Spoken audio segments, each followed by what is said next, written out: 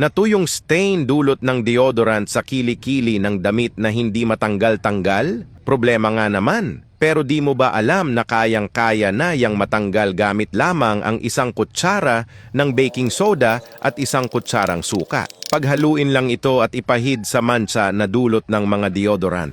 Ibabad ito ng 2 oras. Pagkatapos kusutin mo ito at kung may stain pa rin, patakan mo ulit ito ng suka at kusutin ulit. Lagyan ng tubig ang palanggana. At kung meron pa rin, sabunan mo ito ng dishwashing liquid at kusutin ulit hanggang mawala ang yellow stain. Matagal ko na itong problema to the point na nahihiya ka ng magsuot ng t-shirt mo dahil sa dumi. Mabuti na lang at nadiskubre ko ito. Kuha sa noy. Subukan nyo na din ang hacks na to kung ito rin ang problema nyo. Kung napatakan ng kandila ang tablecloth or damit, ganito lang ang gawin. Ilagay ito sa isang maliit na palanggana at lagyan ng yelo ang napatakan na parte ng tela. Ibabad ito ng 15 minutes.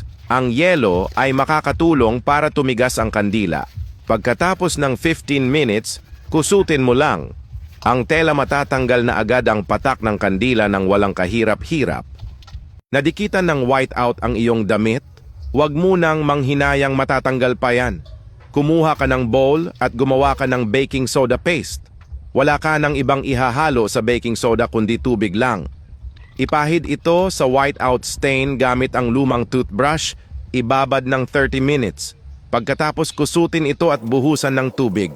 Kusutin mo lang ulit hanggang mawala ang mancha. Save mo ito, baka makatulong sa'yo kapag ikaw naman ang may problemang ganito.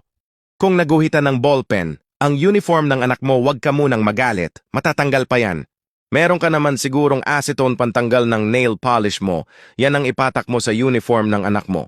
Siguradong wala pang 5 minuto tanggal na ang guhit nito. Kung wala ka namang acetone, siguradong meron ka diyang alcohol, pwedeng-pwede yan. Sabunin mo din ang sabong mabango, siguradong erase lahat ng guhit sa uniform ng anak mo. Kalawang sa damit? Walang problema. Lagyan lang ito ng osalik. Ihagod lang ito ng ilang minuto at kusutin. Dagdagan ulit ng osalik kung kinakailangan. Gawin lang yan hanggang mawala ang kalawang.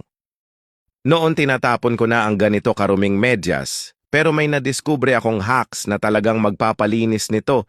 Maglagay lang ng mainit na tubig sa batya, haluan ito ng 1 kutsara ng baking soda, 2 kutsara ng suka, 1 kutsarang asin, at 1 kutsara ng dishwashing liquid. Haluin ito at ibabad ang maruming medyas hanggang sa lumamig na ang tubig.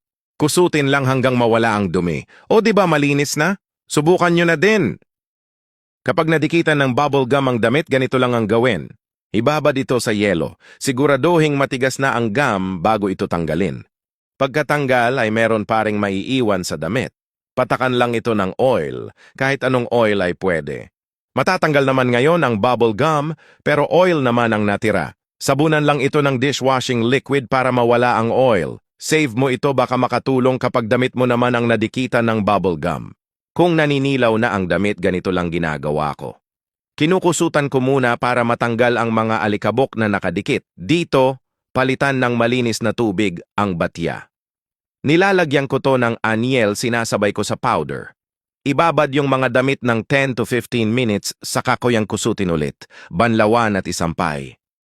Ganito lang pala kadaling i-brush ang mga medyas. Gamitan lang ito ng bottle nang sa ganon di ka na mahirapan pa sa pagkuskus nito. Alam kong sasabihin mong madaling masira kapag ganitong paglalaba ang gawin mo. Pag masira, itapon mo at bumili ng bago.